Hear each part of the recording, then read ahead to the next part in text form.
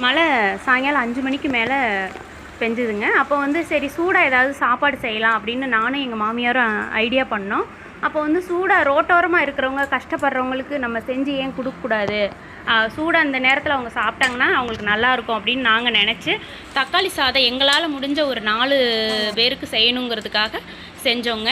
அதை தான் நீங்கள் இப்போ பார்த்துட்ருக்குறீங்க. தக்காளி சாதம் வந்து வீட்டிலையே செஞ்சு சூடாக அந்த நேரம் மழை ஒரு 6 மணி ஆயிடுச்சுங்க. அந்த நேரத்தில் வந்து பார்சல் பண்ணி என் பையனும் எங்கள் வீட்டுக்காரும் போய் கொடுத்தாங்க. அதை எப்படி செய்யலான்னு வாங்க பார்க்கலாம். எண்ணெய் ஊற்றி எல்லாமே வந்து தாளிக்கிறதுக்கு வந்து பட்டை சோம்பு இதெல்லாம் போட்டுட்டு பச்சை மிளகா புதினா எல்லாம் போட்டாச்சுங்க. நல்லா வணங்கினதும் வெங்காயம் போட்டாச்சு. வெங்காயம் நல்லா வணங்கட்டுன்ட்டு செஞ்சிட்ருக்குறோம். நல்லா வணங்கிடுச்சு. இந்த நேரத்தில் தக்காளி போட்டு நல்லா வணக்கினதும் எண்ணெய் வந்து தேவையான அளவு தான்.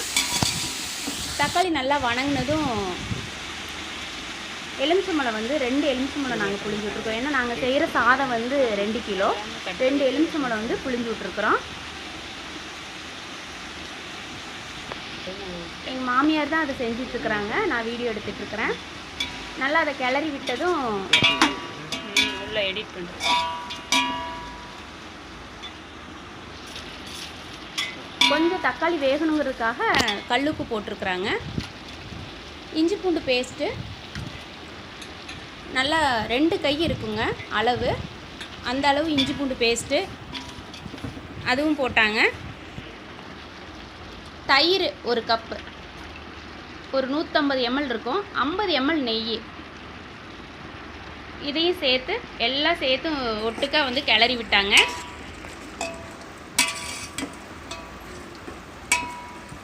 நல்லா கிளறி விட்டதும் இது நல்லா வேகட்டும் அப்படின்னு சொல்லி மூடி வச்சாச்சு.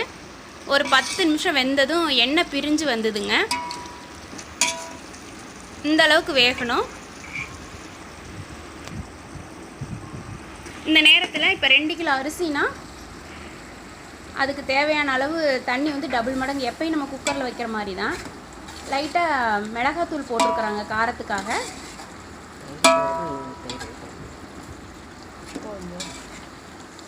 நல்லா கிளறி விட்டுட்டு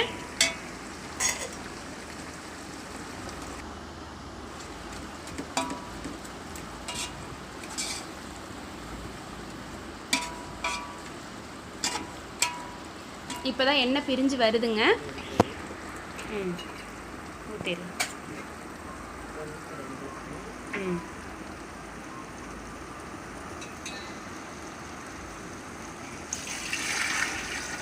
ஒரு டம்ளர் அரிசினா 2 டம்ளர் தண்ணி ஊற்றணும். அந்த அளவு தான் எடுத்துருக்குறோம். நாங்கள் வந்து 2 கிலோ அரிசி செய்கிறதுனால அந்த அளவுக்கு டபுள் மடங்காக தண்ணி ஊற்றிருக்குறோம். தேவையான அளவு ஊற்றிட்டு உப்பு தேவையான அளவு போட்டுட்டு மூடி வச்சிடலாம். நல்லா கொதி வரட்டுங்க. நல்லா கொதி வந்துருச்சு. இந்த நேரத்தில் நம்ம அரிசி வந்து 1/2 மணி நேரம் ஊற வச்ச அரிசியை நல்லா வாஷ் பண்ணிவிட்டு அதில் போட்டுறோம். நல்லா கொதி வரட்டும். ஒரு 4 கலர் நல்லா கிளறி விட்டுட்டு அடுப்பை மூடி வச்சிடலாம்.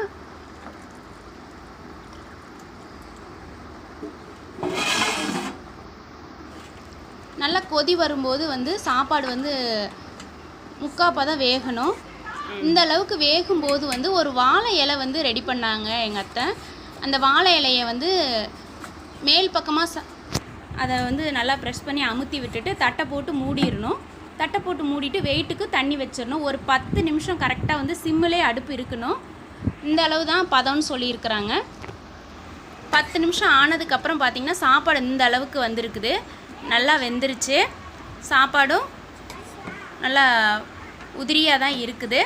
நாங்கள் வந்து இப்படி தாங்க தக்காளி சாதம் செஞ்சோம். சூடாக மழை நேரத்தில் தக்காளி சாதம் செஞ்சு எங்களால் முடிஞ்ச ஒரு 4 பேருக்கு செய்யணும்னு அப்படின்னு நாங்கள் செஞ்சுருக்குறோம். நீங்கள் என்ன நினைக்கிறீங்கன்னு கீழே கமெண்டில் சொல்லுங்கள்.